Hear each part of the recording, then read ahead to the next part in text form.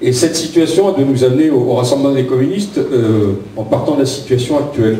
Moi, je vis dans le Pas-de-Calais, dans le bassin minier. Notre quotidien, c'est 4 députés du Front National, c'est 12 conseillers départementaux du Front National, c'est 18 conseillers régionaux du Front National, c'est une ville qui s'appelle Hénin-Beaumont, qui est devenue le Lourdes de toute la fachosphère. Voilà. C'est un Front National, donc les fachos, les racistes, les nazis comme on les appelle, parce qu'il faut mettre des mots, qui avancent, qui se structurent, et qui a pris progressivement, non pas la place du Parti communiste, ça me fait hurler quand j'entends dire que c'est en fait ceux qui votaient communistes qui aujourd'hui alimentent le Front National. Ben oui, dans la classe ouvrière, il y a toujours une droite populaire, et dans le bassin minier d'ailleurs, on n'a pas de droite, et cette droite populaire, elle s'incarne, et on a Marine Le Pen qui est là physiquement et bien présente, et qui laboure le terrain. Et à travers ça, parfois on ne sait pas qu'on est démuni, mais c'est quelle réponse apporter. Alors il y a une part de responsabilité qui tient de celle du PCF, nationalement, avec ses errements, la mutation, la gauche plurielle qui est devenue la gauche plus rien, qui a fait mal aux classes populaires. Ça, nous, on en est bien conscients, y compris maintenant à la tête du PCF.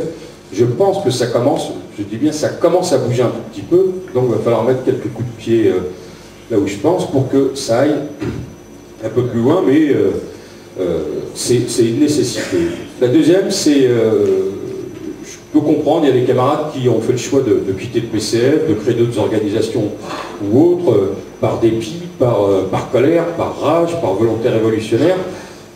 Moi j'y suis resté parce que je pense qu'il y a toujours cet outil PCF, cette marque, ce label, qui a irrigué l'histoire de notre société française, qui a aussi permis l'émancipation de travailleurs, d'ouvriers.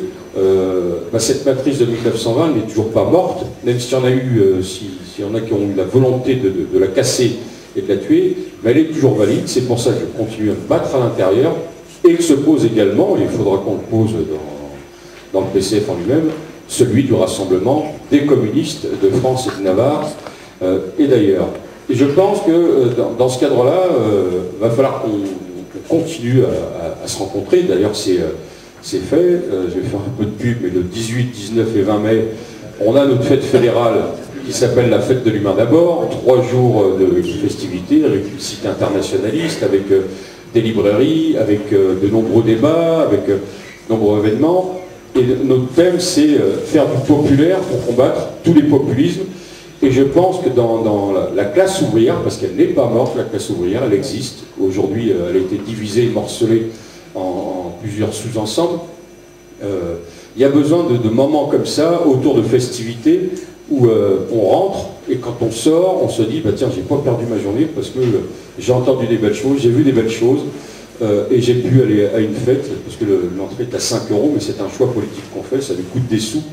Mais cet argent-là, qui est l'argent des communistes, on l'utilise parce qu'on pense que permettre l'accès à une fête populaire à toutes les familles et à toutes les personnes, c'est important. Il faut qu'on travaille, à mon avis, d'arrache-pied sur des questions essentielles qui, je pense, ont reculé dans la société française. Moi, je remarque surtout quelque chose. Hein. On a une remontée en flèche du racisme, de toutes les formes de racisme, à la fois contre ceux qui étaient les boucs émissaires hier, qui le sont aujourd'hui. Hein. Puis, on appelle ça de la 2e génération. Mon père est venu à la nage jusqu'en France. Enfin, on l'a emmené pour travailler dans le bâtiment. On pensait que ça allait aller mieux. Et puis, finalement, ça avance. Et ça ne se résout pas parce qu'on est au cœur d'antagonisme. Et je pense que le capitalisme, avec sa version allégée qui s'appelle la social-démocratie, appuie là où ça fait mal. Diviser pour mieux régner, c'est ça, et la guerre des pauvres est organisée, et là-dedans, les communistes, quelle que soit leur organisation, leur façon de militer, leur façon de penser, je pense qu'on a à se pencher là-dessus, parce que c'est mon ennemi premier, pour moi, c'est ce fascisme rampant, qui prend le visage du Front National, mais qui prend aussi ce visage à travers cette droite populaire, et aussi la fascisation des esprits et des pensées. On nous pousse à l'individualisme, on nous pousse au repli sur soi, on nous pousse à nous regarder en chien de faïence, et ça c'est valable dans les villes, dans les entreprises, etc. C'est pour ça que ça me fait doucement rire quand j'entends certains dirigeants politiques critiquer les militants syndicaux. Il peut y avoir des erreurs de stratégie, mais la lutte des classes, elle ne se décrète pas, elle se gagne pas à pas, dans les entreprises, dans les quartiers, et partout où on est. C'est le propre d'un marxiste-léniniste, c'est le propre d'un révolutionnaire. Et je pense que tous ces chantiers-là, je ne demande pas à tout le monde de revenir au PCF, sinon ça va... Il y en a qui crieront, c'est pas là mon propos, mais je pense qu'il faut qu'on arrive une bonne fois pour toutes à dépasser toute une série de rancœurs et de se dire, on a un ennemi qui est bien là devant nous. Macron, c'est une tête avancée du capital, et on voit dans sa politique, hein, tout est fait pour diviser les gens et aller encore un peu plus loin. Et je pense que les forces communistes, par leur éparpillement, n'aident pas aux prises de conscience nécessaires. Autre fait assez marquant, on est une société qui connaît depuis des années des élections où petit à petit, l'abstention, c'est le premier vainqueur, hein, y compris, mais surtout dans les classes, les couches populaires dont on est tous issus. Et c'est le premier élément, c'est comment est-ce qu'on arrive à redonner confiance, parce qu'aujourd'hui, tout le monde fait du porte-à-porte, ici je suppose, distribue des tracts, va sur les lieux publics, etc. Mais de toute façon, on ne peut plus rien y faire. Et y compris nos camarades dans les entreprises, c'est pas faute de dénoncer la loi travail, de faire des conférences, des débats, des tracts, ça se mobilise pas. De fait, un, on ne pourra rien, de toute façon, ils ont la majorité écrasante à l'Assemblée nationale. De deux, à quoi ça sert? Et puis, je ne peux pas faire grève. J'ai vu des camarades, y compris bien impliqués, sur le mouvement contre les retraites et contre la loi travail, de dire j'ai fait une journée, 2 journées, je ne peux plus parce que j'ai un crédit voiture, parce que j'ai ça, et à la fin du mois, je ne pourrai pas. Donc on est là-dedans, et je pense qu'à cette période, on est dans une période qui est très dure, très dure. Des fois, en rigolant, pour des camarades qui ne connaissent pas le Pas-de-Calais, quand ils viennent, ils disent écoute, tu ne connais pas le quart-monde, viens, on va aller faire un tour dans le bassin minier, et tu vas te rendre compte de comment vivent les gens. Est-ce ainsi que les hommes vivent? Hier, on était avec mon camarade Hervé Poli, maire communiste d'Avion, etc. On a été occupé un bailleur social jusqu'à 21h30 parce qu'ils ont décidé de faire payer 20 € le mètre cube d'eau dans une cité populaire. Donc il y a deux manières de faire, c'est soit on baisse la tête et on courbe les chines, soit on est avec les gens, on n'était pas là pour prendre la parole à leur place, on les a laissés faire, c'est le collectif qui a décidé. Et on a été jusqu'au bout, puis on va continuer. Enfin, quand je dis ça, c'est je ne fais pas le tracé de toute la situation, bien évidemment, mais il y a cette réalité-là qui pèse, et qui pèse lourdement, y compris dans les prises de conscience nécessaires.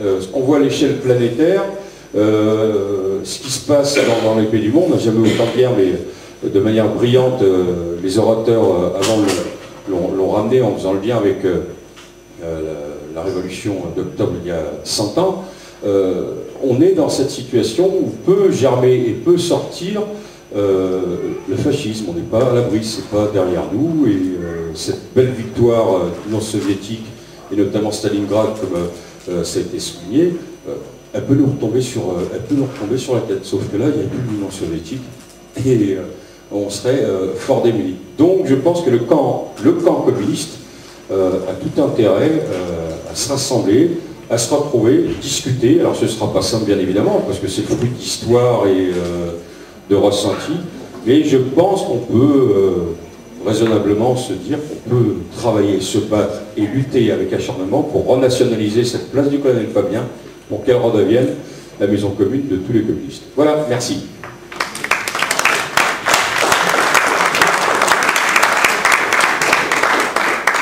Merci Kamel. Il y a déjà des points importants qui ont été soulevés. Je vais laisser la parole tout de suite à Vincent, parce qu'il a souhaité parler rapidement, de manière à pouvoir, parce qu'il il ne va pas pouvoir rester très tard, il va pouvoir s'exprimer assez rapidement. Je lui laisse la parole tout de suite. Vincent Flamand pour le pôle de Renaissance communiste en France. Oui, merci. J'essaie de voir. J'avais pas prévu qu'on parlerait si tard, donc j'essaie de voir à quelle heure je peux partir.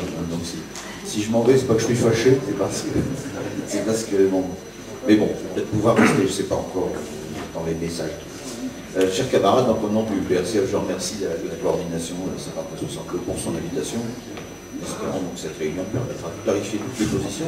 La dispersion des forces se réclamant du communisme est une réalité, certes, que le PRCF et ses prédécesseurs, comme la FNARC, ont tenté de conjurer depuis des années, sans s'autoproclamer parti communiste. Nous avons participé aux états généraux des communistes, nous avons signé l'appel « Nous assumons nos responsabilités » pour ceux qui se souviennent. À son lancement, nous avons participé au PNUC de Joage, à la convergence communiste, et nous participons là maintenant aux assises du communisme. Donc, nous sommes tout à fait partants pour ces rassemblements. Et toutefois, il est irrespectueux à l'égard des efforts faits par les uns et les autres de s'auto-décourager en répétant partout que nous sommes les uns et les autres des groupuscules. Je crois qu'il faut arrêter de nous laisser stigmatiser comme ça. Pour notre part, au pôle, nous sommes à l'offensive. Nous sortons un mensuel couleur de 24 pages avec l'initiative communiste. Nous avons 3 numéros ici pour vous. Notre site qui est quotidiennement renouvelé dispose de 15 000 articles visitables. Il est apprécié, par exemple, pendant les présidentielles, il s'est classé en 8e position avant le NPA et l'eau.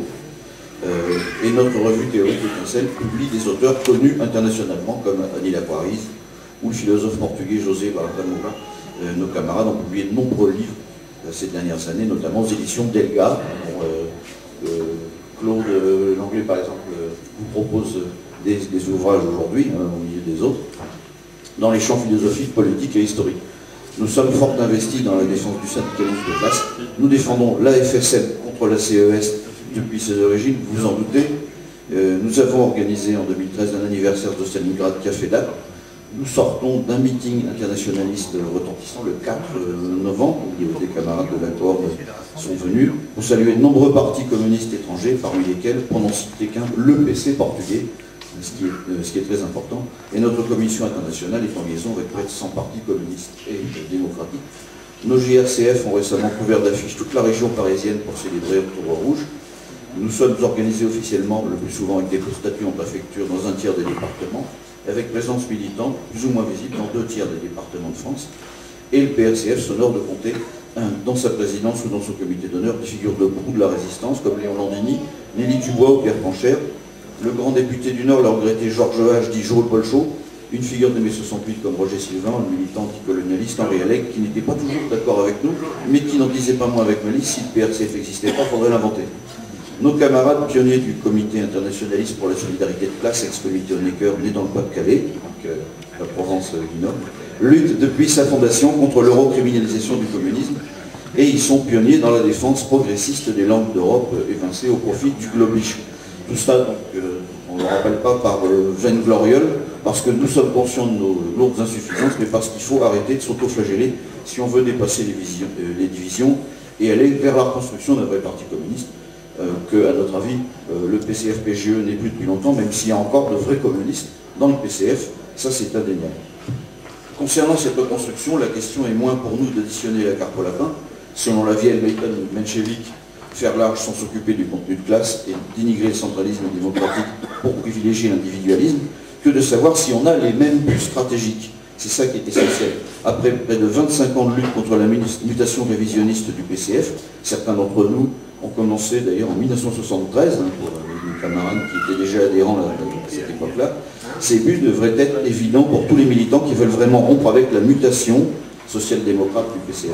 On ne peut plus en 2017, alors que tout ça est débattu depuis près de 30 ans, s'interroger par exemple sur la valeur de la matrice léniniste ou sur la nécessité de sortir au plus tôt de l'Europe capitaliste, sur l'héritage de l'URSS, dont chacun voit que sa disparition contre-révolutionnaire est une catastrophe historique, tous les intervenants précédents l'ont rappelé, sur le grand héritage du PCF, du Front Populaire et de la Résistance, sur le formidable point d'appui que reste l'œuvre admirable des ministres communistes de la Libération, etc. C'est pourquoi le PRCF est clair dans sa proposition stratégique qu'il met à la disposition de tous. Sur le plan des buts historiques, la perspective reste très clairement la révolution socialiste, impossible sans le pouvoir populaire que Marx appelait la dictature du prolétariat, la socialisation des grands moyens de production, le rôle dirigeant de la classe ouvrière prenant appui sur un parti marxiste d'avant-garde et de combat. Ce n'est pas pour avoir trop, mais pour avoir mal ou pas assez mis en œuvre le marxisme-léninisme que le camp socialiste a été vaincu et disloqué sous les coups conjugués de l'impérialisme et des forces thermidoriennes conduites par Gorbatchev. Il n'a pas échoué, c'est ce que rappelait Saïd tout à l'heure, il a été vaincu.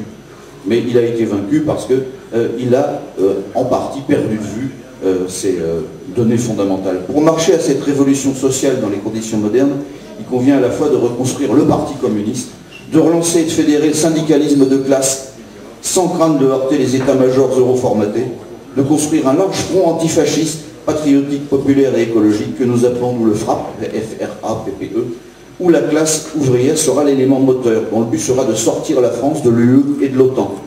Par la voie progressiste, pour nationaliser les 440, approfondir la démocratie populaire, isoler le grand capital, écraser les fascistes, coopérer avec tous les continents et construire, non pas en parole mais en action, l'offensive de classe qui permettra la révolution sociale proprement dite.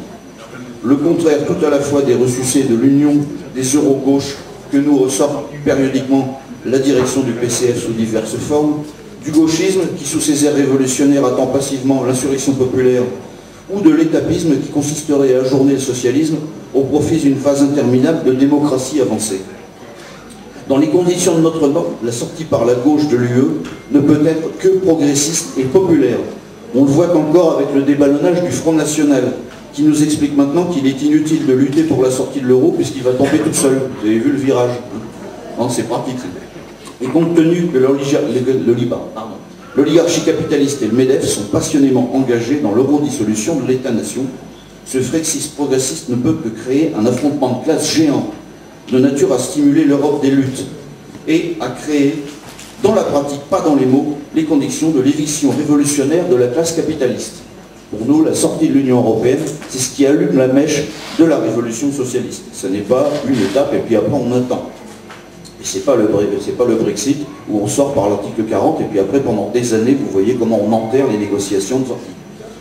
C'est pourquoi la question nationale et la question sociale sont imbriquées comme jamais, pour peu évidemment que l'on combatte résolument le nationalisme et le fascisme. C'est essentiel. À notre époque, la grande bourgeoisie cultive à la fois le nationalisme réactionnaire tourné contre les immigrés et l'autophobie nationale, en attaquant tout l'héritage populaire de la nation, les acquis sociaux à la langue française en passant par la République indivisible et les communes elles-mêmes. La construction d'un large front patriotique et progressiste passe par l'intervention systématique des communistes, d'abord en direction de la classe ouvrière et des entreprises. Et dans ce but, le PRCF a diffusé près de 150 000 tracts, surtout aux entreprises, durant l'année électorale qui vient de s'écouler, et presque autant dans la période de lutte contre la loi et les conneries. C'est là le front principal de ce que nous appelons l'intervention franchement communiste, dont nous ne revendiquons pas le monopole. Pour autant, le PRCF n'a nullement regardé de haut le mouvement populaire de masse qu'a suscité, avec ses limites de classe évidentes, la candidature de Mélenchon. Après un débat démocratique de plusieurs mois et un vote unanime de son comité central, le PRCF lui a apporté un appui critique mais dynamique, sans se lier les mains pour l'avenir et en rappelant sans cesse que le but, dont nous sommes encore loin, est qu'émerge une France franchement insoumise à l'UE du capital. Il faut certes se dégager de l'illusion euro-constructive d'un plan A et d'un plan B, qui est celui de la France insoumise. Mais pourquoi serait-il droitier, entre guillemets, de voter Mélenchon tout en le critiquant si nécessaire, et révolutionnaire de soutenir partout des candidats PCF dont la plupart condamnent l'idée d'un plan B pour sortir de l'UE. Ce n'est pas le cas de tous, mais de la plupart. Concernant la reconstruction du parti, il y a le feu. S'autoproclamer magiquement le parti communiste n'est certes pas la solution. Mais construire sans fin une tendance révolutionnaire dans le PCF, qui vient encore de renier Lénine et d'appeler à l'Europe sociale avec les amis de Tsipras, nous semble une impasse à l'heure où la casse organisée de la France s'accélère avec Macron. Alors il y a des camarades qui pensent que dans le PCF, on peut essayer de remporter un futur congrès. L'avenir dira qu'ils se trompent. Là n'est pas la question ce soir. Nous, ce n'est pas notre position. Le chemin est clair, c'est d'abord unir les communistes où qu'ils soient organisés, qu'ils soient dans le PCF ou pas. Ça n'a aucune importance pour nous. Nous tendons la main à tous les camarades vraiment communistes. Dans l'action pour les 4 sorties de l'euro, l'UE et de l'OTAN et du capitalisme. Ce que nous appelons les 4 sorties. C'est ce qu'avaient décidé à Gémenos, d'ailleurs, les assises du communisme.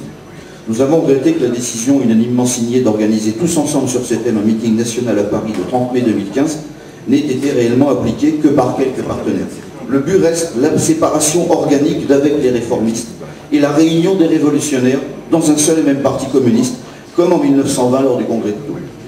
Pour nous, les conditions de l'unité d'action dans les assises ou dans d'autres regroupements, pourvu qu'ils soient actifs, et loyaux sont donc clairs. S'unir avec tracts et affiches à l'entrée des entreprises et des quartiers populaires.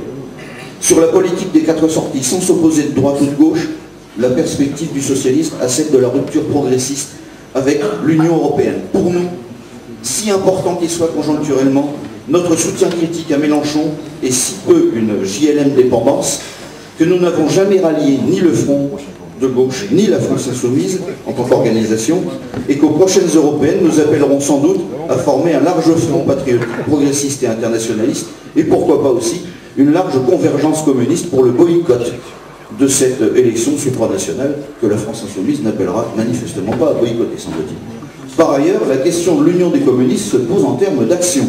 Nous sommes sceptiques sur tout prétendu élargissement des assises qui affaiblirait les bases d'action convenues en commun, notamment sur la politique des 4 sorties, alors que ces assises du communisme, certainement pas par la faute du pôle d'ailleurs, ont jusqu'ici si mal fonctionné. D'ores et déjà, nous pouvons nous unir pour secourir les communistes polonais persécutés.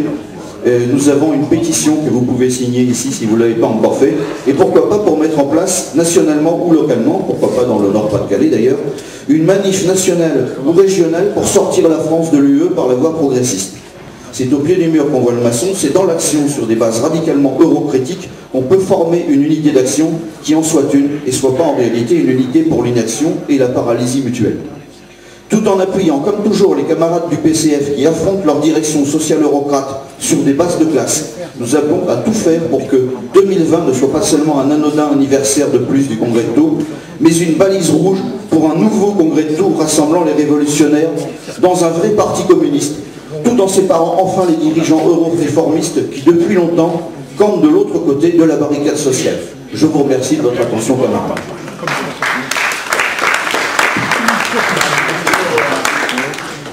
Merci Vincent. Alors tu m'as pas moi, après le PACF, je laisse la parole au PCRF.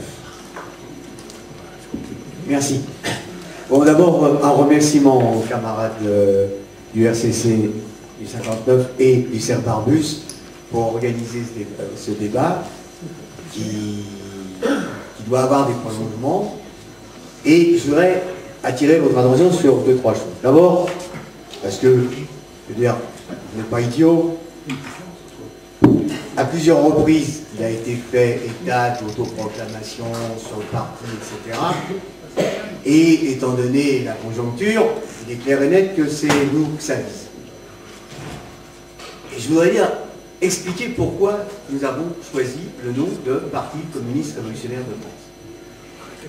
Nous avons été les seuls à connaître une tentative d'unification entre 2 organisations qui se réclamaient du communisme.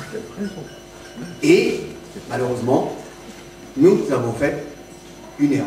Et parmi les erreurs que nous avons faites, il y en a une, que d'ailleurs Vincent, sur laquelle Vincent vient d'attirer l'attention finalement d'une certaine manière, c'est le fait qu'on a donné la priorité à des accords au sommet, plus qu'à la question de l'unité d'action et de la définition et de la clarification des bases sur lesquelles devait se faire l'unification. Et donc, nous avons une petite expérience, que nous avons d'ailleurs largement diffusée au moment où nous nous sommes séparés des camarades du PRC. Le nom, ils l'ont gardé, il n'était pas le nôtre, hein, ce n'était pas nous qui l'avions choisi, parce qu'on le trouvait un tout petit peu confusionniste, mais ça avait fait partie des accords de dernière minute. Simplement, quand on s'est retrouvé finalement à nous séparer du processus de fusion, qui n'a duré qu'un an quand même, hein, on s'est posé la question du nom. Et nous ne nous sommes pas posé le problème du fait qu'en nous appelant Parti communiste révolutionnaire de France, on fondait le parti et qu'on s'auto-proclamait le parti. Nous avons posé le nom de notre parti justement dans la perspective que se pose face à la classe ouvrière et à l'ensemble du monde du travail la question de la nécessité de reconstruire le parti. Et nous ne prétendons pas plus aujourd'hui qu'il y a un an d'avoir créé le Parti communiste dont la classe ouvrière de France a besoin. Donc ça, c'est pour être clair. Et pour le reste, si vous voulez, ce que nous constatons, c'est que les problèmes que nous rencontrons tous sont les problèmes que l'on rencontre dans pratiquement tous les pays capitalistes aujourd'hui. Dans tous les pays capitalistes, tout au moins de l'ancien monde, dans les pays capitalistes du Nouveau Monde, je pense en particulier à la Chine, la question ne se pose pas. Donc, mais effectivement, et notamment sur le continent européen, on voit bien que les problèmes qu'affronte le mouvement communiste, c'est les mêmes que ceux que nous avons. Alors, je pense que nous avons des choses à faire ensemble, et là, effectivement, je partage ce qu'a dit Flamand. Effectivement, il y a des communistes qui sont toujours au PCF. Et comme lui, je pense que, par contre, le PCF n'est pas la structure qui peut permettre de reconstruire. Pourquoi? Parce que c'est cette structure-là qui a tout démoli. Alors, je vais donner un exemple concret. Nous avons présenté des candidats aux élections législatives au printemps dernier. Et ce qui nous a frappé, c'est le fait que la première chose qui venait quand on distribuait les tracts aux travailleurs, ah bon, vous existez encore. Donc, dans un certain nombre d'endroits, je ne dis pas dit partout, mais dans un certain nombre d'endroits, le PCF n'est plus envisagé comme quelque chose qui existe, mais comme quelque chose qui, on passe à la télévision, mais n'existe plus sur le terrain.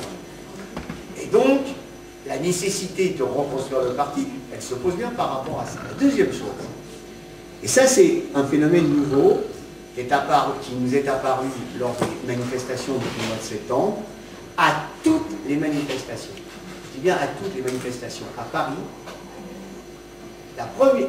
une des questions qui est venue quand on distribuait les tracts, c'est encore une organisation qui s'appelle communiste.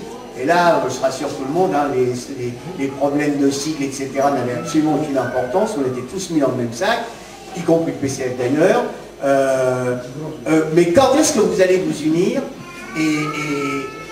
et quand est-ce que vous allez prendre conscience qu'il y en a marre de cette division, etc. Alors, il est clair et net que sur cette base-là, si on part comme ça, la base sentimentale, on ne progressera pas d'un iota vers l'unité des communistes. Pourquoi? D'abord parce que, ça a été dit tout à l'heure, je crois, par un des participants, il y a nécessité d'une clarification politique. Pour moi, depuis 1976, le Parti communiste français n'est plus un parti communiste, ce qui ne veut pas dire qu'il n'y a pas des communistes à l'intérieur, et que par conséquent, il ne peut y avoir de reconstruction que par le fait qu'il faut séparer le bon grain du vrai, et que je ne me vois pas dans un parti, même au nom de l'unité pour faire plaisir à tout le monde, je ne vois pas dans un parti, et je ne pense pas que, si j'ai compris tout à l'heure l'intervention de Jean Casteau, il pense différemment de moi, on se retrouve dans un parti avec Pierre Laurent, qui nous explique avec beaucoup de sérieux que finalement Lénine c'est mauvais, mais par contre Trotsky quand même de temps en temps on le remet en place parce que, n'est-ce pas, l'ennemi étant la construction du socialisme en Union soviétique et Staline, donc on utilise Trotsky, mais avec ces gens-là, on n'a plus rien à faire. Et le parti de la gauche européenne, ce n'est pas un regroupement ni de partis communistes, ni même de partis, entre guillemets, progressistes. Il suffit de voir que la politique que mène Syriza, de voir la politique que porte Podemos, pour voir que là, ici, il y a quelque chose, il y a une rupture. Alors, cela dit, il faut qu'on trouve les moyens d'avancer. Les moyens d'avancer, ils existent, par l'unité d'action.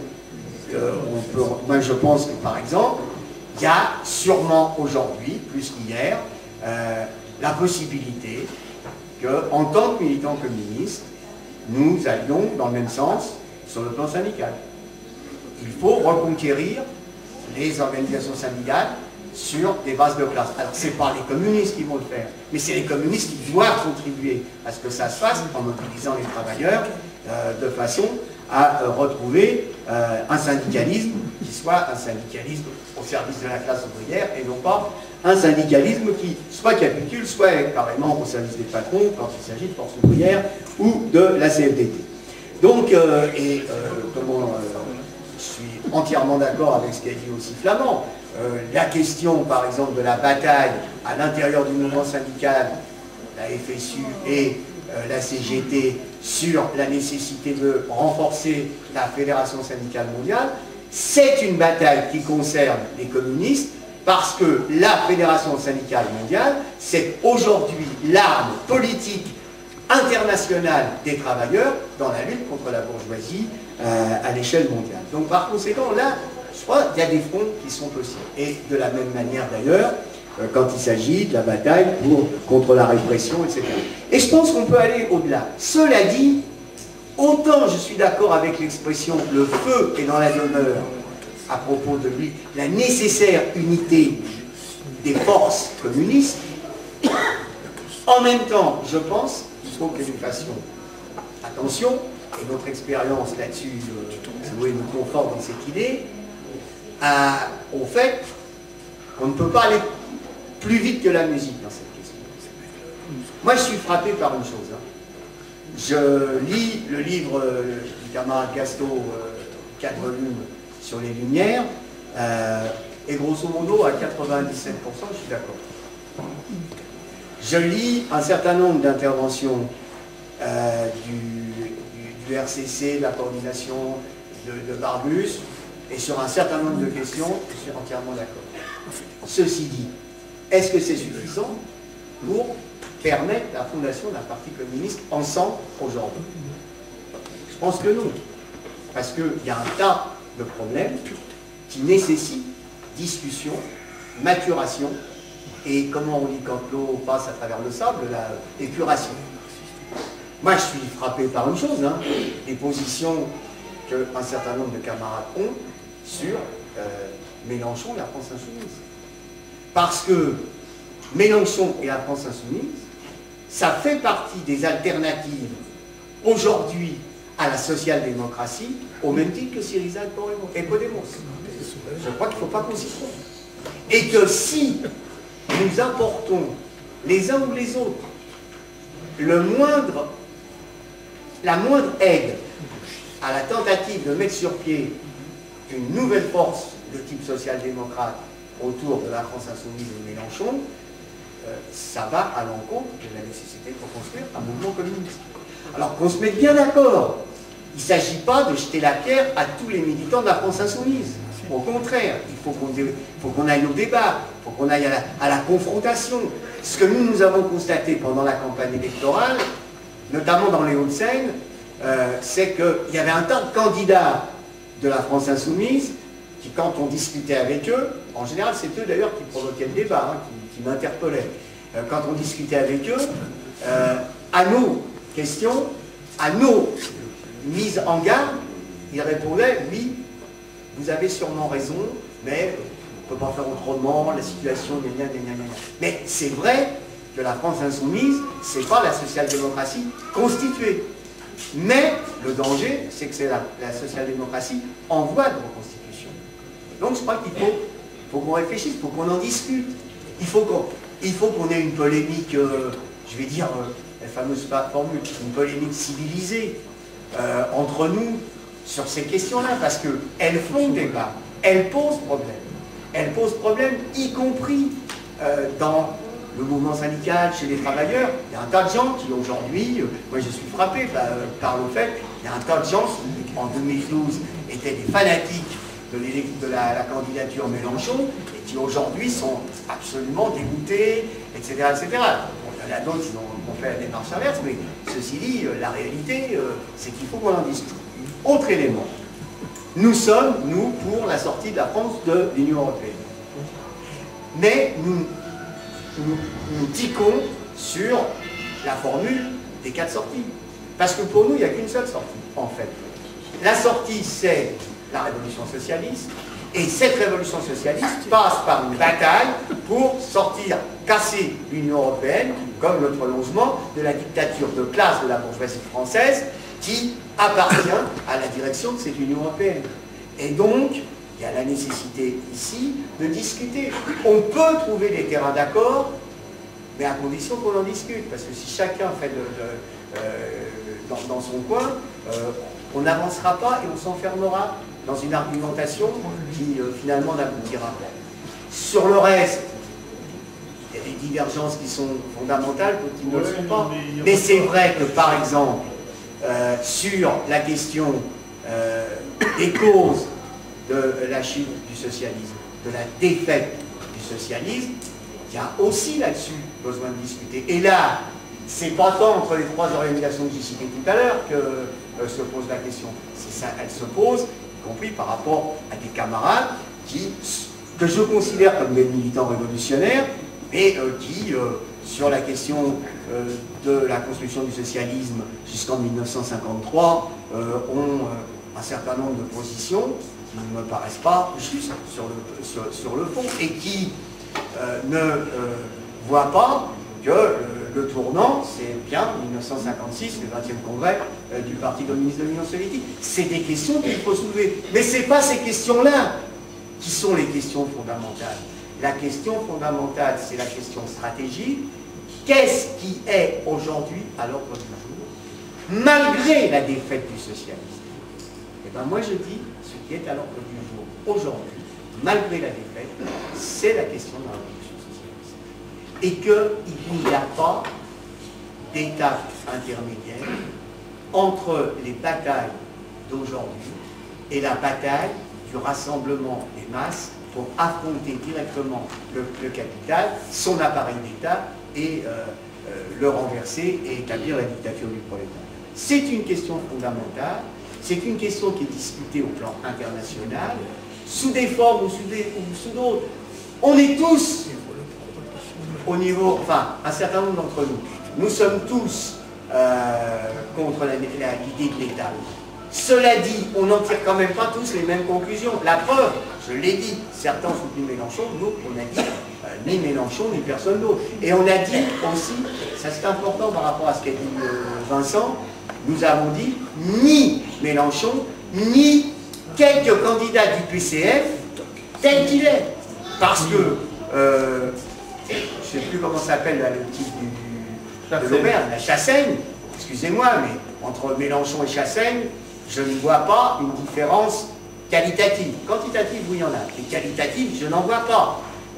Donc, par conséquent, effectivement, s'il y avait une capacité du mouvement communiste de France, c'est comme ça qu'on appelle, nous, cette nébuleuse que nous constituons tous ensemble, s'il y avait la capacité du mouvement communiste de France à avoir son propre candidat dans une élection présidentielle, pourquoi pas?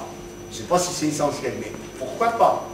Mais sur une base qui soit claire, et une base qui fasse qu'on puisse dire, oui, c'est une candidature communiste, parce que c'est une candidature qui pose la question du renversement de la domination de la bourgeoisie et de la nécessité pour le prolétariat de s'affirmer. Je crois que c'est un peu comme ça, et ce que j'espère, c'est que cette soirée qu'a organisée le cerf Barbus et l'ensemble des forces qui sont avec lui permettent d'ouvrir une nouvelle période dans les relations dans le mouvement communiste de France. C'est vrai que nous, pendant une certaine période, on n'a pas participé à un certain nombre de choses, que nous pensons aujourd'hui qu'il faut le faire. Nous ressentons, nous aussi, la nécessité de l'unité d'action et de présenter un front commun. Moi, je pense que rien n'empêche, sur la révolution d'octobre, on a fait chacun nos initiatives, ou pratiquement certaines, en collaboration, mais quand même, sur le fond, chacun un peu pour soi, etc. Ces différentes initiatives rassemblées entre elles montrent qu'il y a quand même, ce n'est pas les mêmes qui ont participé en général, montrent que la flamme d'octobre n'est pas éteinte, qu'au contraire, elle peut repartir si nous faisons en sorte qu'elle puisse repartir.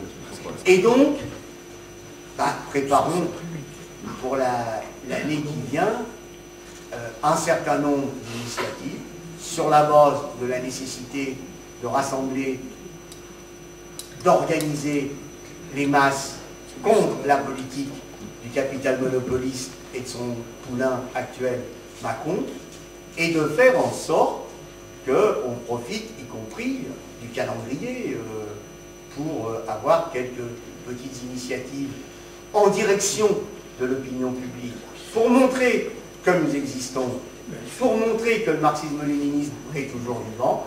Je pense en particulier, on pourrait peut-être envisager une initiative pour le 200e anniversaire de la naissance de Karl Marx, et même si c'était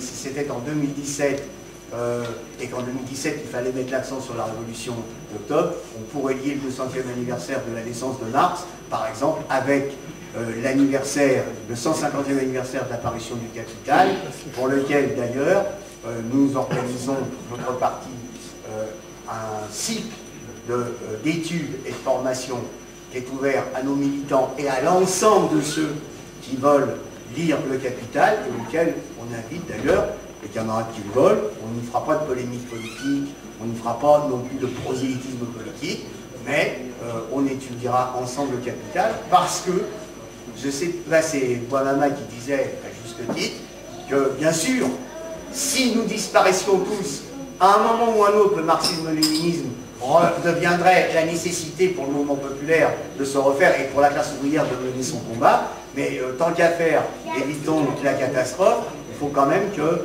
ce texte fondamental, qui est, comment je pourrais dire, pour le mieux caricaturé en disant qu'il est illisible, je parle, y compris certains disent c'est formidable ce livre, mais on ne peut pas le lire, c'est trop dur, et montrer justement que c'est possible, et faire en sorte qu'on lègue à la génération qui vient l'arme nécessaire pour mener le combat et renverser le capital.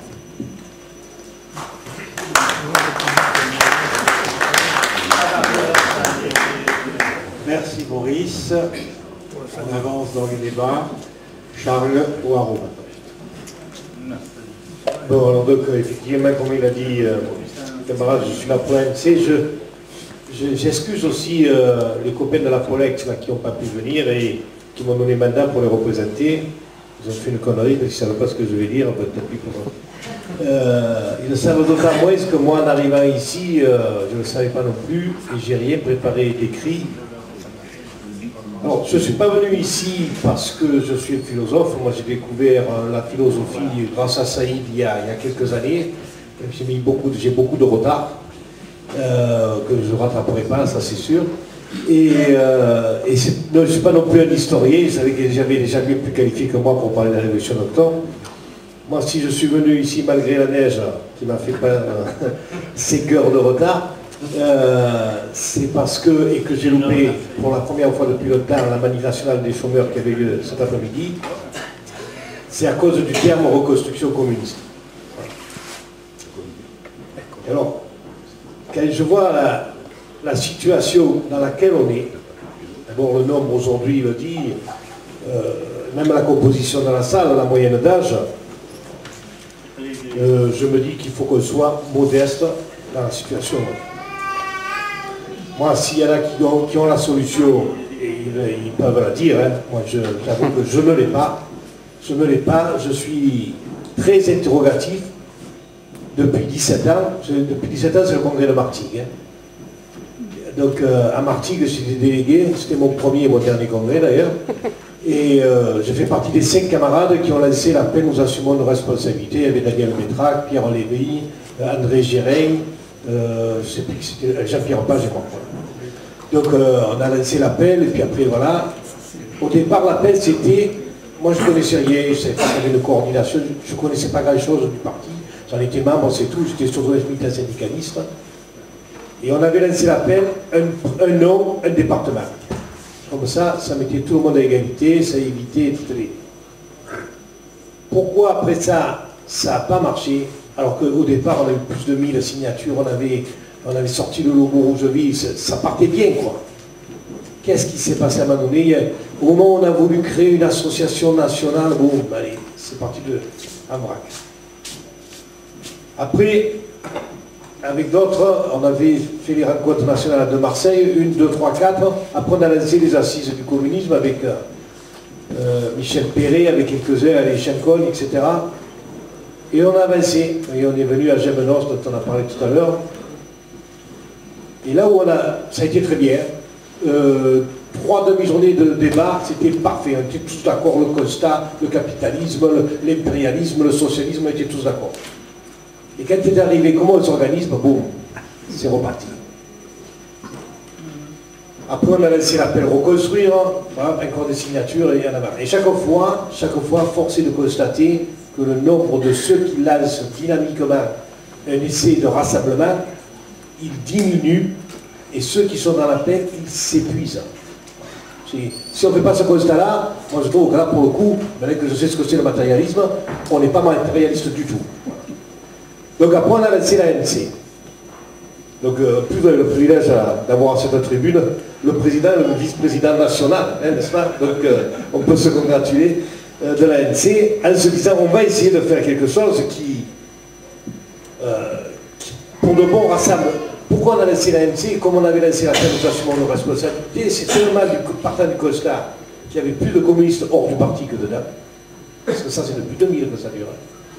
Et que surtout depuis les années 2000, ce qui arrive, c'est qu'il y a des gens qui n'ont jamais connu d'adhésion à un parti et qui se découvrent, ou qui se tâtonnent, ou qui cherchent vers le communisme et qui ont besoin d'un lieu collectif, parce qu'on n'est jamais communiste tout seul. Ça, c'est quand même une question que j'ai compris dans mon histoire.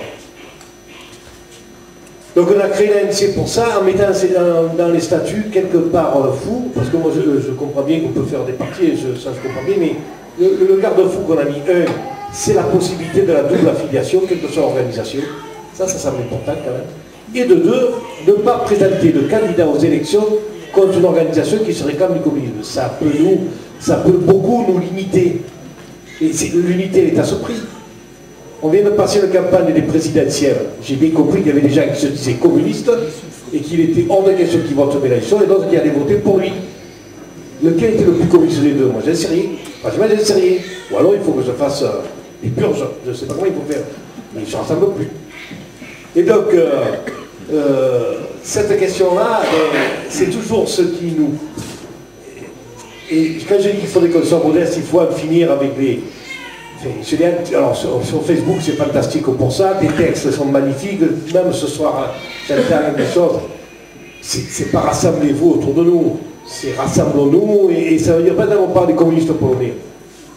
Et moi, si je pense qu'il faut lancer une pétition, avant de la lancer, j'appelle tous ceux que je connais qui sont membres d'une organisation, en disant oh, on va lancer un texte, vous êtes d'accord, on le signe, il y en a un. Je l'ai découvert par la presse, ce texte. C'est pas mis en condition de l'unité, ça. Donc, c'est... Bon, voilà. Donc, il faut vraiment en finir, mais j'espère qu'il a raison. Sur la question, on a fait l'ANC, je ne sais pas si on en a bien fait ou pas bien fait, mais parmi les préoccupations qu'on a, c'est la question de la classe ouvrière d'aujourd'hui. C'est-à-dire les quartiers populaires, les gens issus de l'immigration, les chômeurs et les gens des boîtes. Et ça, c'est un travail de terrain, vous voyez, ça demande beaucoup de une fois qu'on a compris que la théorie c'était important, ça demande beaucoup de pratique. Hein. Alors, quand on est syndicaliste, on est un peu aidé là-dessus. Parce qu'on découvre, en tout cas moi c'est mon cas, j'ai découvert la théorie après. Quand on découvre la théorie avant, il faut faire beaucoup preuve de... Comment je vais dire les choses simplement? On parle de formation, on a discuté plusieurs fois avec Saïd. Hein. Comment faire des formations qui soient accessibles? Saïd est venu à Marseille 2-3 fois, il a bien vu, pour expliquer, vous voyez, le matérialisme dialectique, etc. Voilà, c'est chantier quand même, hein. Voilà, c'est chantier. Mais on y arrive, et on y arrive parce qu'on y travaille, parce que maintenant on va arriver à faire une association nationale de formation, mais parce qu'on y croit. Mais on y croit, et puis parce qu'on croit surtout. Et alors c'est pour ça que je ne suis pas du tout d'accord, moi, sur l'idée, par exemple, de faire une tendance révolutionnaire dans le syndicalisme. Ça, c'est pas banal. D'abord parce qu'elle fait effet repoussoir. C'est par exemple ce qui se passe avec le front syndical de classe, il n'y a rien de tel pour repousser les gens vers la direction de la CGT. Et moi je dis pour la CGT, je ne suis pas pour la FSU, mais je vois l'effet que ça fait. Ou le front social, voilà. Mais par contre, c'est nié complètement, alors là pour le coup, je vais vous montrer que j'ai compris, je crois avoir compris les cours de Saïd, la dialectique qui est entre syndicats et partis. Moi si je prends l'exemple de Frali, en permanence, je suis content de voir qu'elle est 1336 ici sur le stade, en permanence de la lutte, ils ont nourri notre réflexion politique et nous on a nourri leur perspective. Et c'est pas moi qui le dis, c'est Olivier Leberquier, le jour où il a dit ça, il a dit que tu m'as fait le plus beau compliment que tu pouvais nous faire. Mais effectivement, parce qu'ils nous ont obligés à réfléchir politiquement quelle réponse on pouvait apporter à une lutte syndicale qui dit simplement nous on peut produire sans patron. Comment on faisait? Avec un contexte où tous les politiques qui sont venus chez eux, mais à part la droite, parce qu'il ne faut pas déconner, mais la droite, il est venu Eva Joly, donc je ne sais pas si c'est la droite ou la gauche, il est venu François Hollande, bon, tout ça il a fallu le gérer, et on l'a géré toujours. Aujourd'hui, on a une boîte qui effectivement fonctionne, c'est pas une boîte socialiste, mais qui fonctionne à l'Assemblée Générale, qui élit son directeur, qui décide de tout, des salaires et de tout, à l'Assemblée Générale. Et qui réfléchit comment, internationalement, quel juste prix de la matière première payer aux paysans du Vietnam, aux producteurs de buis et baronnies. Donc tout ça, ça nous... Et d'ailleurs avec des camarades qui n'ont jamais été membres d'aucun parti et qui s'engagent dans Rougeville, puisque c'est une organisation locale, mais peu importe, mais qui s'engagent politiquement parce qu'ils se disent, voilà, là il y a un intérêt à faire de la politique parce que ça prolonge notre combat syndical et ça l'éclaire. Donc cette question-là, c'est pareil, je pourrais parler de la Palestine, je pourrais parler de toutes les questions liées au racisme, aux violences policières. Voilà, ça je pense qu'on ne peut pas faire une organisation commune autre temps sans prendre à bras le corps ces questions. Nous sonnons, d'ailleurs maintenant c'est comme ça, le BDS, ils ont leur adresse, c'est chez nous, les copains qui sont, toutes les réunions qui se font sur ces questions-là, autour de l'immigration dans la Palestine, je fais chez nous, c'est un honneur pour nous. Et donc la question c'est, si on doit faire quelque chose ensemble, comment se rassembler? Alors on a parlé de la FSF. Moi je pense qu'effectivement, pour tous les militants qui sont sur un courant de classe, c'est bien qu'on agisse dans notre organisation syndicale, pas en dehors et pas par-dessus. C'est-à-dire dans notre syndicat d'entreprise, ça passait par-dessus sa tête pour dire on mène le débat. Moi j'ai aimé, il y avait deux copains qui étaient là le 28 octobre quand il est venu le secrétaire général de la FSM à Paris. Ils sont venus, ils ne sont pas venus en tant que communistes intelligents qui a expliqué les choses aux autres. Ils sont venus parce qu'il y a eu une réflexion syndicale chez eux, que leur organisation a dit on vous mandate, ils sont venus mandater. Et ça fait investir longtemps. C'est pas, on est peut-être d'avant-garde, mais on n'est pas guidé. Voilà. Donc la FSM, moi je pense qu'effectivement on a des choses à faire. La deuxième chose, c'est Georges Ibrahim Abdallah. Je veux dire, moi je trouve que là, on devrait tous en faire un étendard. On parle de salaire à mourir, on a raison, 1000 fois raison. Georges Ibrahim Abdallah, absolument. On est complètement hors la loi, la France. On est contre les lois de l'ONU. Et nous, les communistes, on ne pas être... C'était communiste, le mec. Il est en prison parce qu'il est communiste. Je pense que là-dessus, on devrait mener... Ça devrait nous rassembler, ça. Voilà. Après, sur les autres combats, moi, je pense qu'il faut qu'on ait vraiment l'attitude, non pas de dire... Je ne veux pas reprendre des propos qui ont été dits, que je ne partage pas, parce que sinon on ne restera pas. Mais cessons de chercher des bouts dans la tête de celui qui est à côté, mais cherchons quels sont les... Sur la loi, sur les ordonnances, il n'y a pas des choses à dire. Quel code du travail aujourd'hui? Nous on a fait un petit texte, je ne sais pas si les paroles pas bon. Au départ c'était vraiment un article où je me moquais des trucs. Mais est-ce que ça ne vaut pas le coup qu'on ait une réflexion pour nous communistes que ça veut dire le code du travail protecteur dans la phase d'aujourd'hui? On ne pourrait pas signer un manifeste commun là-dessus. Ça, ce serait concret pour les gens. Bon, ça, pour moi, on ne le fait pas. Parce qu'on est trop chacun sur notre truc, je vais défendre la boutique. Et ça, on ferait avancer. Je ne dis pas que la direction du PCF, elle le signerait. Mais elle aurait un peu mal au cul de ne pas le signer. Voilà, je vous le dis comme je le pense avec mes mots. Parce qu'il y a des contradictions dans lesquelles on les mettrait. Voilà. Donc, et ça aiderait. Et moi, alors, je ne sais pas ce qu'il faut faire avec si le parti, un jour, il va se redresser, il va être renationalisé, j'en sais rien. Moi, je suis plutôt sceptique, mais qui peut prédire l'avenir? Je ne suis pas Madame Soleil. Mais en tout cas, en attendant, si au moins, il y a un lieu où on peut se compter, parce que ce qu'il y a de vrai, c'est qu'il n'y a pas d'expression nationale. Ce que tu dis, Maurice. c'est qu'il n'y a pas d'expression nationale des communistes. Sauf à dire qu'on est chacun l'expression nationale des communistes. Non, il y a l'expression, on prend que ceux qui sont autour de la salle, il y a le PRCF, il y a la Fédération du Pas-de-Calais, il y a l'ANC, il y a le RCC, il y a le PCRF, et puis voilà, qu'est-ce qu'il y a? Il y a peut-être le communiste aussi, il y en a d'autres, mais il n'y a pas d'expression nationale des communistes qui disent, au moins sur quelques points, on va parler ensemble d'une même voix. Et le fait d'avoir une association nationale, je ne parle pas, on l'appelle plus ANC, si vous voulez, on l'appelle ACN, on l'appelle ce que vous voulez, mais c'est le fait d'avoir quelque chose où les gens peuvent se reconnaître, s'identifier, parce que sinon on apparaît trop comme des... Effectivement, mais on est tous des groupuscules, enfin, moi je m'excuse, mais on est tous des groupuscules. Moi je peux aussi donner le nombre de départements où on est, de 2 tiers des départements aussi, mais tant qu'on ne sera pas 54 000, on sera un groupuscule, je m'excuse, mais voilà, soyons modestes, reconnaissons-le, et s'il faut qu'on s'additionne, il faut absolument qu'on apparaisse unis et qu'au moins on se compte. Et voilà, l'expérience qu'on a sur la fête de l'UMA, je ne dis pas que c'est fantastique, mais avec la Fédération du Pas-de-Calais, où on a un stade commun, où on se retrouve, c'est plein de défauts, c'est encore progressé. Mais au moins, putain, ça va quoi. Il y a déjà, il y a Fakir avec nous, c'est pas des communistes, pourtant ils viennent, et voilà, et on avance, au moins qu'on ait ça de temps en temps, des initiatives où on apparaît ensemble, quoi, parce que sinon, on ne s'en sortira pas.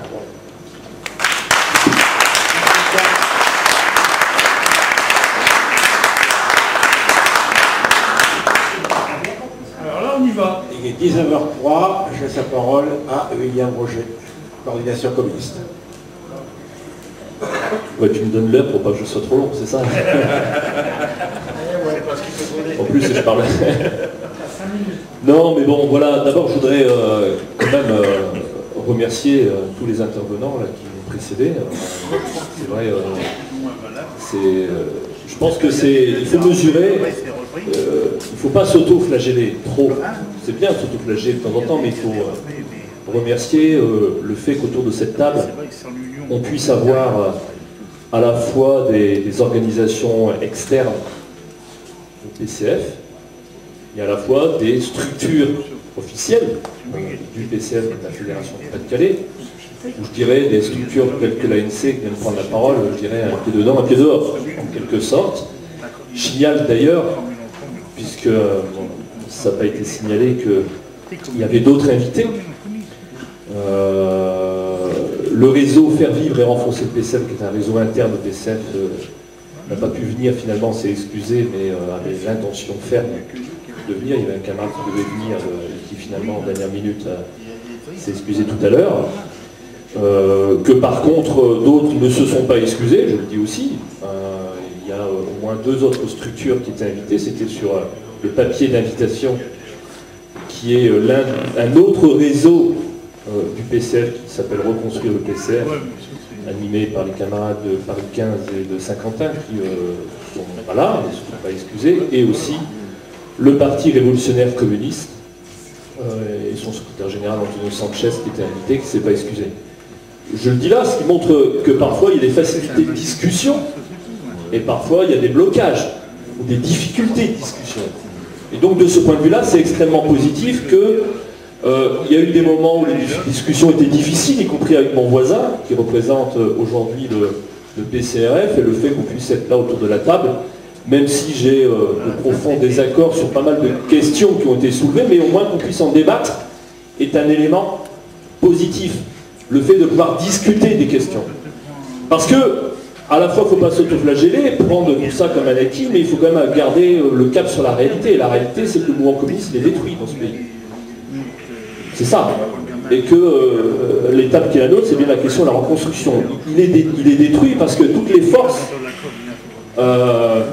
qui sont les nôtres sont des forces faibles. On pourra toujours dire, étaler toutes nos capacités, et elles sont importantes, tout ce qu'on est en capacité aujourd'hui de faire, les uns et les autres, à nos différents niveaux. Mais même si ces capacités sont réelles, la réalité des forces, c'est l'extrême faiblesse.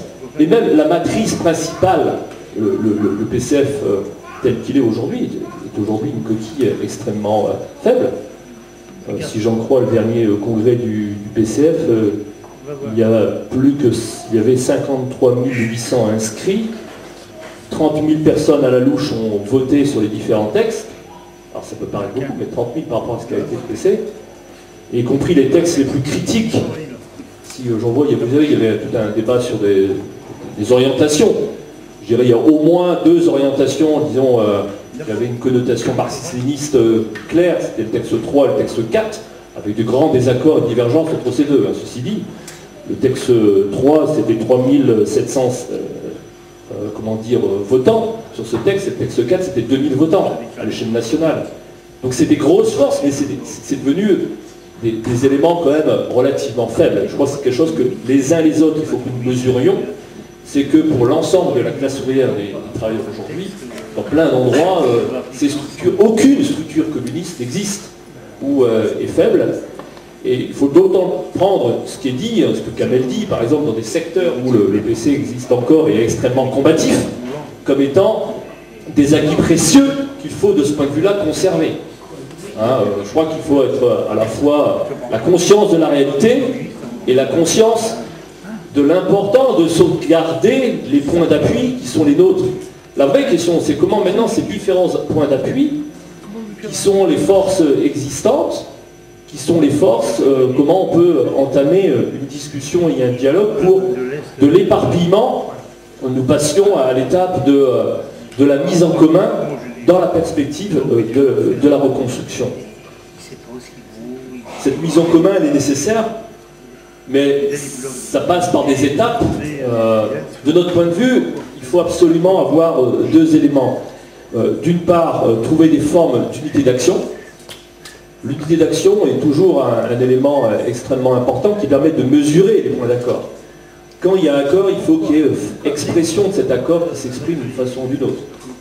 Des exemples ont été donnés, il y a déjà eu des actions communes qui ont pu être menées pour les 10 ans de la victoire du non au référendum sur le traité constitutionnel européen. Un certain nombre de forces ici présentes, on s'est retrouvés à Paris dans un meeting de plein air commun face à l'Assemblée nationale pour célébrer dignement, si je puis dire, la victoire du non. Il y a d'ailleurs sur notre table, au fond, on publie la brochure avec au moins les 4 interventions qui avaient été faites par plusieurs personnes ici présentes à cette occasion. Forme d'expression. Sur la Pologne, on a déjà eu l'occasion avec des camarades de différentes organisations d'agir en commun. On peut agir en commun à partir du moment où il y a des échanges communs qui permettent de se réunir. Mais au-delà de l'unité d'action, il faut aussi avoir des espaces de dialogue et de discussion. Nous sommes très attachés au fait qu'on puisse avoir des espaces permanents, au-delà des rencontres qui peuvent avoir lieu. De notre point de vue, les assises du communisme, qui est un espace auquel nous avons participé et co-construit, qui sont des assises aujourd'hui un peu en panne, il faut le dire, mais nous ne perdons pas espoir de faire en sorte que cet espace puisse continuer à exister, et y compris intégrer les forces qui n'y ont pas participé, peuvent être un espace à la fois de discussion et d'échange politique, idéologique, et d'espace de construction et d'action. Parce que de toute façon, à un moment donné, il y a des questions qu'il faut qu'on mette sur la table, et c'est nécessaire d'avoir un espace, un lieu de discussion pour avancer. Nous savons aussi que, quand bien même il y aurait une unité d'action, quand bien même il y aurait ces espaces d'unité d'action, comment dire, d'échanges politiques, idéologiques, c'est pas ça qui, ipso facto, constituera le parti. L'addition des différentes forces ne constituera pas forcément le parti comme force motrice dirigeante de la classe ouvrière. Il faut être clair par rapport à ça. Lénine disait que le parti, c'est la fusion du socialisme scientifique et du mouvement ouvrier. Donc la fusion du socialisme scientifique, si je peux commenter, c'est le travail que nous faisons tous. C'est-à-dire, les uns les autres, nous éditons des brochures, des journaux, nous réfléchissons, nous maintenons en quelque sorte la flamme de l'analyse actualisée sur les conditions qui sont les nôtres, mais il faut aussi la fusion avec le mouvement ouvrier, disait Lénine. Et le moins qu'on puisse dire, c'est que le mouvement communiste, les forces communistes, n'ont que des embryons de fusion. Ils ont perdu en quelque sorte le lien le plus fort avec les forces motrices de la classe ouvrière, ça veut dire que ça n'existe pas, hein, ça et là. Mais on le voit, les forces communistes ne sont plus du tout comme le parti communiste seul l'a été avant qu'il soit détruit, un élément moteur, dirigeant, le mouvement ouvrier de ce pays. Aujourd'hui, tout est à reconstruire et c'est donc un long effort qui est nécessaire de mener dans le travail, dans les différents fronts de résistance dans lesquels nous sommes. Nous sommes très attachés à cette vision des choses qui consiste à bien prendre conscience de là où nous en sommes, parce que ça nous donne une direction sur ce qu'il faut faire.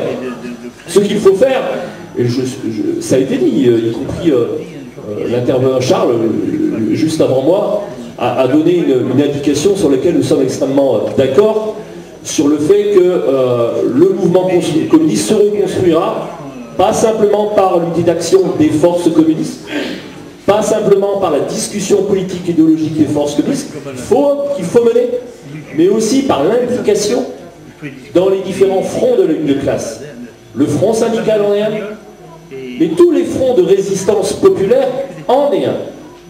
Y compris, vous le savez, nous considérons que la France insoumise est une de ces forces de résistance objectives, force antilibérale objective, malgré évidemment l'orientation politique idéologique de cette force, mais c'est une force de résistance qui agit et qui est un des acteurs dans lequel la liaison avec les masses peuvent exister. C'est une force, c'est pas la seule, il y en a d'autres, il y a le terrain syndical, il y a le terrain de toutes les luttes de classe sur les différents fronts qui existent sur le terrain. Les forces de la solidarité anti-impérialistes, France-Cuba est ici présente, la FPS est ici présente, les fronts de la résistance des luttes de l'immigration et des quartiers populaires contre l'islamophobie, un des axes, le Front uni d'immigration des quartiers populaires est ici présent, le FUIC. Ce sont ces terrains de ces forces objectives qui, pour nous, participent de la reconstruction du mouvement communiste comme étant force motrice d'un ensemble d'associations et de terrains qui permettent de lier les questions partielles aux questions générales. Ça, c'est extrêmement important. Et il faut le voir comme ça, et nous essayons, en tout cas en ce qui nous concerne, modestement, d'agir dans cette ligne directrice. Voilà ce que je voulais simplement dire, pour ne pas être trop long, je parlais 10 minutes, pour synthétiser, marchons sur j'allais dire nos deux jambes. Oui, nos deux jambes. L'implication dans les masses et la réflexion et l'action au sein du mouvement communiste. La reconstruction communiste, ça sera la liaison des deux. Et dans la reconstruction communiste, vraiment, nous sommes attachés qu'on puisse bâtir ensemble, remettre, bon, les assises du communisme, elles sont ce qu'elles sont. C'est l'un des espaces qu'il faut peut-être remettre sur le tapis, comme étant un lieu, mais vraiment le définir comme un lieu où on travaille à l'unité d'action des communistes et à la réflexion politique idéologique. Vraiment. Il faut pouvoir se parler, c'est essentiel, on le fait aujourd'hui. Il y a des absents, ça veut dire qu'il faut toujours continuer à voir qu'il y a des absents. Il faut continuer dans cette voie. Et puis, tous les jours, des forces nouvelles émergent, parce que c'est la vie. Hein. Peut-être qu'il y a d'autres forces qu'on ne connaît pas encore, parce que le pays est, si je puis dire, grand. Je sais qu'il y a un congrès du PC qui va extraordinaire, paraît-il, qui va avoir lieu d'ici un an. Et dans ce processus-là, forcément, ça sécrète toujours de nouvelles réflexions. Hein, il y a déjà des contributions internes au PC qui commencent à circuler. J'en voyais circuler une ces jours-ci fort intéressante. Les camarades en feront circuler très probablement. Tout ça, c'est passionnant. Ça participe de la reconstruction communiste à nos yeux.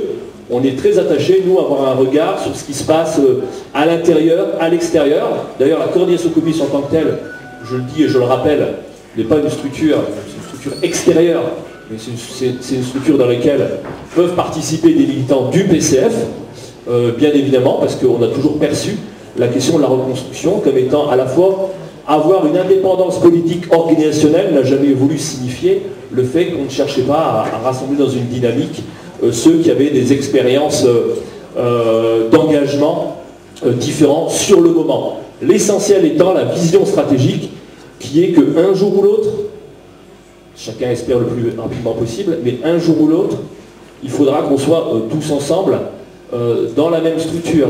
Mais il ne faut pas se mentir, il y a des étapes nécessaires.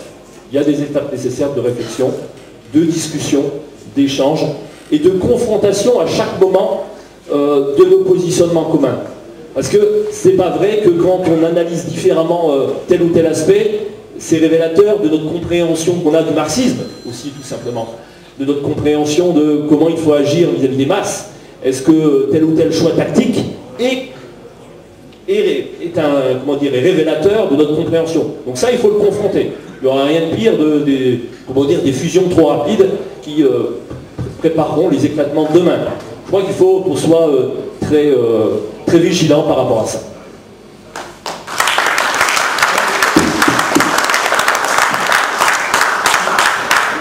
Merci William. Avant de laisser la parole à la salle, je vois déjà une main qui se lève. Je vous rappelle notre repas fraternel de ce soir. N'oubliez pas de vous y inscrire. Et surtout, je vous en prie, restez avec nous, restons ensemble et poursuivons la discussion. Après cet échange, nous poursuivons la discussion à table au cours du repas. Et la fête. Et la fête.